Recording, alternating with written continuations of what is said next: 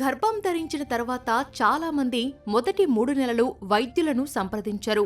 దగ్గు, జలుబు, జ్వరం, తలనొప్పి అని చెప్పి ఎన్నో మందులు వాడేస్తూ ఉంటారు. కొన్ని వ్యాధులకు సాధారణంగా టాబ్లెట్స్ తీసుకుంటుంటారు. అయితే గర్భంతో ఉన్నప్పుడు ఇది సరికాదు. తల్లిపైనే కాదు, లోపల గర్భంలోని బిడ్డపై కూడా ఇవి ప్రభావాన్ని చూపిస్తాయి. కాబట్టి డాక్టర్ల అనుమతి లేకుండా గర్భిణీలు ఏ మందులు వాడడం మంచిది కాదు.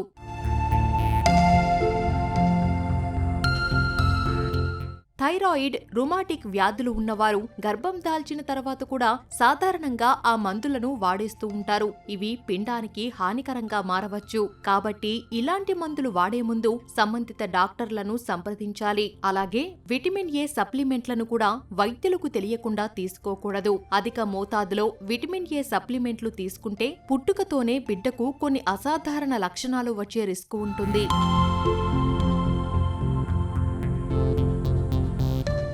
యాంటీబయోటిక్స్ ని కూడా గర్భిణీలు ఎలా పడితే అలా తీసుకోకూడదు. కొన్ని యాంటీబయోటిక్స్ మందుల్లో టెట్రాసైక్లిన్ లేదా డాక్సీసైక్లిన్ వంటి సమ్మేళనాలు కలుస్తాయి. ఇవి గర్భంలోని గర్భస్థ శిశువు దంతాలకు సమస్యలను కలిగించే అవకాశం ఉంటుంది. చర్మ సంరక్షణకు వాడే కొన్ని మందులను కూడా వైద్యుల పర్మిషన్ తీసుకున్నాకే ఉపయోగించాలి.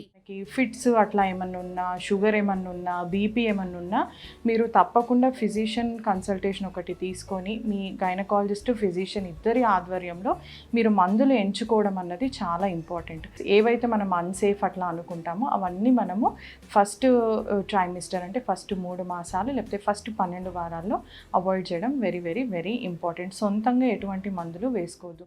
గర్భంతో ఉన్న సమయంలో మీరు ఏ మందులను లేదా సప్లిమెంట్లను తీసుకోవాలనుకున్నా ఖచ్చితంగా డాక్టర్తో మాట్లాడాలి. వైద్యుల సూచనల మేరకే వాడాలి. కొందరు ఆయుర్వేద పద్ధతిలో మూలికలను తీసుకుంటుంటారు. వాటితో ఎలాంటి సైడ్ ఎఫెక్ట్లు ఉండవనుకుంటారు. కానీ ఇలాంటివి కూడా డాక్టర్లకు చెప్పాలి. లేకపోతే గర్భస్థ శిశువుకు సమస్యలు ఎదురు కావచ్చు.